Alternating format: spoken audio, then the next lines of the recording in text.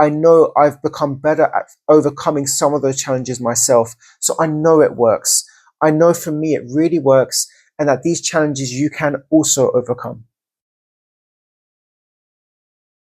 As a qualified counselor, I know firsthand just how beneficial meditation can be, as do some of my clients who still use this practice as a way to help calm themselves and help to achieve emotional regulation. But there is a dark side to meditation where it can be quite a frustrating and anxiety-provoking process, so much so that some people do not even want to engage with it because they think they're doing it wrong. Well, in this video, I want to talk about what are the common challenges of meditation and why those challenges are simply a normal part of the process. I think it really boils down to what our expectations of meditation is compared to the reality of it. When you think of someone who's meditating, you probably picture them sitting on the peak of a mountain with absolute peace. They look so peaceful, they look so focused, they look like they're in a Zen space. And so this is our expectation of what meditation is really about, but the reality is completely different. So when we do meditation and the reality doesn't match up to what we expect, we think we're doing it wrong, or we think we're not capable of meditating, and that is simply a technique that doesn't work for us. But we have to firstly understand what your expectations are of meditation and what challenges you face and how you perceive those challenges. So let's get into it now. One of the challenges is physical discomfort. You have to make sure you're sitting in a comfortable position. Now, you can do meditation standing with your eyes open, sitting with your eyes closed, lying down. You can do meditation in any position. There's so many types of meditation that you can undertake, but make sure you're comfortable, especially if you're doing meditation for a long time. Make sure your back is supported, your neck is comfortable, your shoulders aren't tense. You have to be in a comfortable position to do it. So there are some guided meditations that tell you to sit with your feet on the floor, position your hands in a certain way. And for some people, that's absolutely fine, but it may not be comfortable for you. So you need to find a position where you can truly relax, where your body's relaxed physically. You feel relaxed in order to allow the mind to just relax. If you have this tension or ache, you're probably always going to be thinking about the ache or tension. So while it's something we don't really talk about, just make sure you're physically comfortable.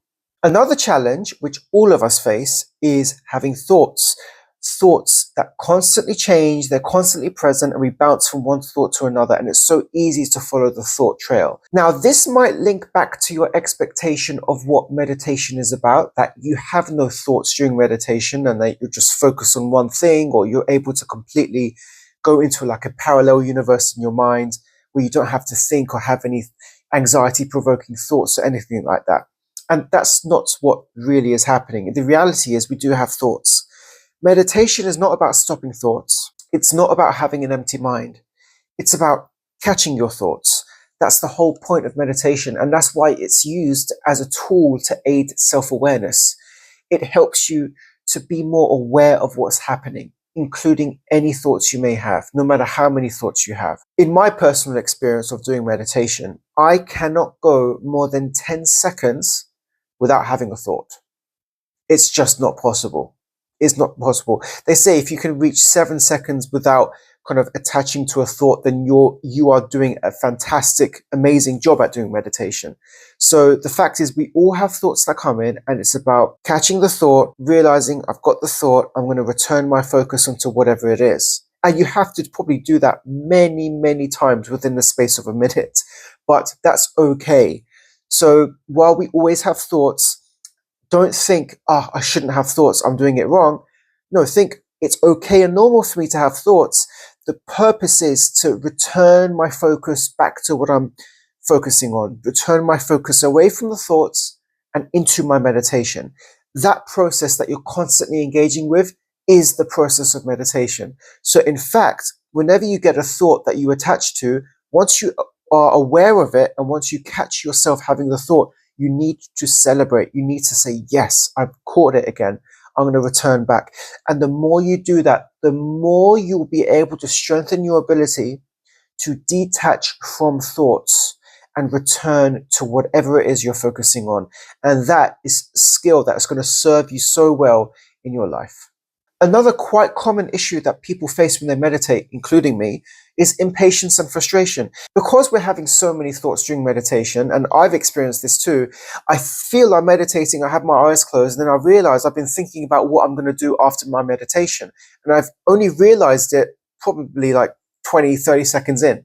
And I realize, oh man, okay, I've got to come back to it.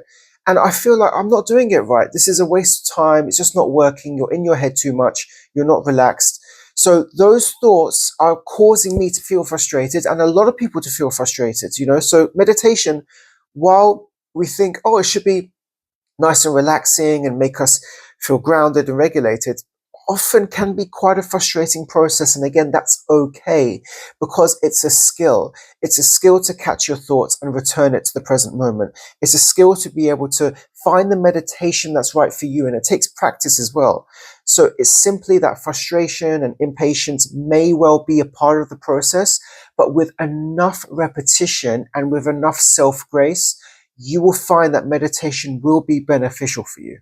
Another issue, especially when you're beginning meditation, is the difficulty focusing, because if you think about it, what is our default state in our lives usually? We're focusing on something in the external, and this thing happens and that thing happens, and I've got to do this and that. We're always focusing on the external. Then when we have to just have space for ourselves to sit with how we're feeling and our thoughts, that's actually quite difficult, because our mind has been so used and wired to looking out for things to do and looking at the ever-changing world and assessing things, where all of a sudden, if we're to sit with our thoughts and our stillness, it's very odd, so it can even cause our thoughts to race more. So there is going to be that element where we're going to have difficulty focusing, especially at the beginning. And again, we're going to feel frustrated by that, but it's okay, because the whole point of meditation is you're able to check in with yourself, how you're feeling, and return the focus onto whatever meditation it is you're practicing. So it is that basically, I'm being distracted, I'm going to return my attention.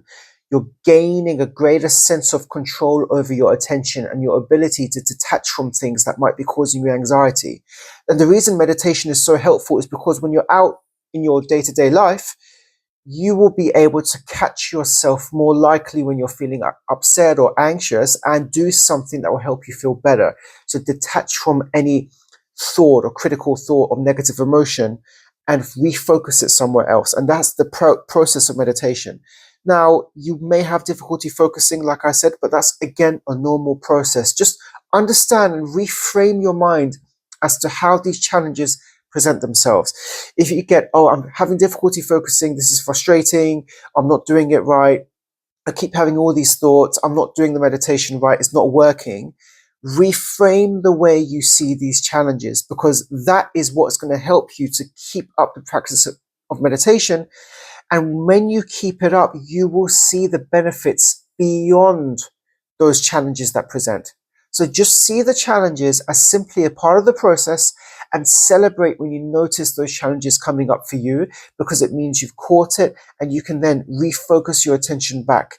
And that skill of refocusing and detaching is a key part of emotional regulation. A final, I guess, misconception to a degree that comes with meditation is that we will feel instantly calm and relaxed. Now, there are some meditations for which that's certainly the case. I mean, you can feel calm very quickly. I know after only 5 minutes of meditating, I really feel much calmer. I wouldn't say I'm like Zen compared to how I was 5 minutes before when I'm quite stressed or have a lot of tension. I just feel my mind slows down, things slow down. I can think a bit more clearly. For me, meditation gives me clarity of mind. So again, don't expect I'm going to get instantly calm when I start meditating. You're going to have these challenges that come up. They may even cause you to feel a bit more frustrated, but that's just the beginning phase. Once you get into the swing of things, and once you find a meditation that works for you, you're more likely to be able to engage with it and see the benefits that it can offer you.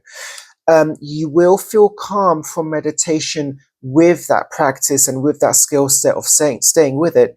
You will see the benefits from it, but you may not get it immediately to what you expect. And because it's not meeting your expectations, that may put you off from meditating, and it may put you off the process.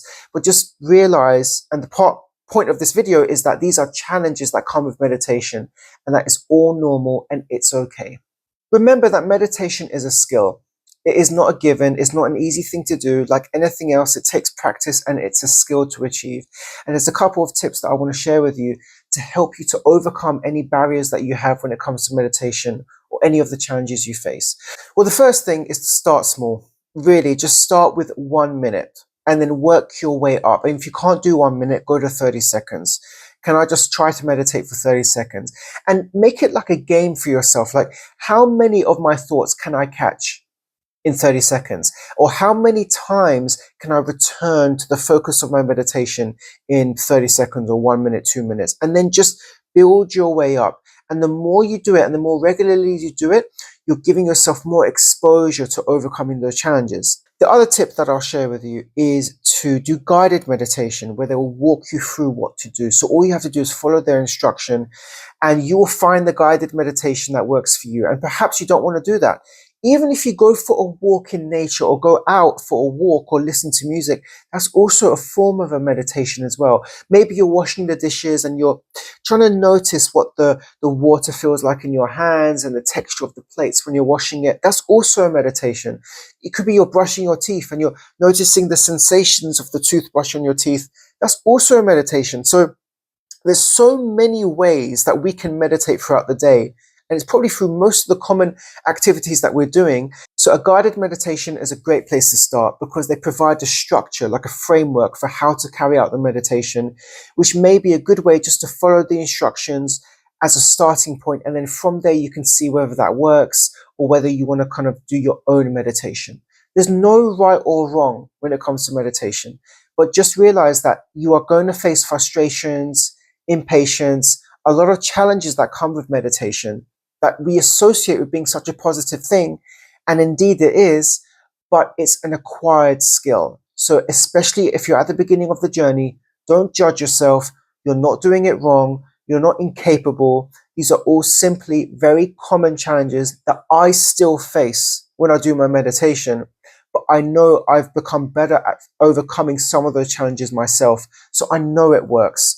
I know for me it really works, and that these challenges you can also overcome. What are the challenges that you face when you meditate, or indeed any exercise that helps to ground you or calm you down? What things really frustrate you the most? I'd really love to hear about it. Please like and subscribe to this video, and I look forward to seeing you again soon. Thanks for watching. I'm a qualified counselor, and my videos are intended to help guide you through your own mental health journey. I cover a broad range of topics, and while my videos do not give advice, they contain tips, information, and strategies that you can use to help you in developing your best sense of self. If you're interested in exploring counseling with me, then please get in touch with me through our website, where you can book a session or ask me any questions that you have. Please like and subscribe. I look forward to seeing you again soon.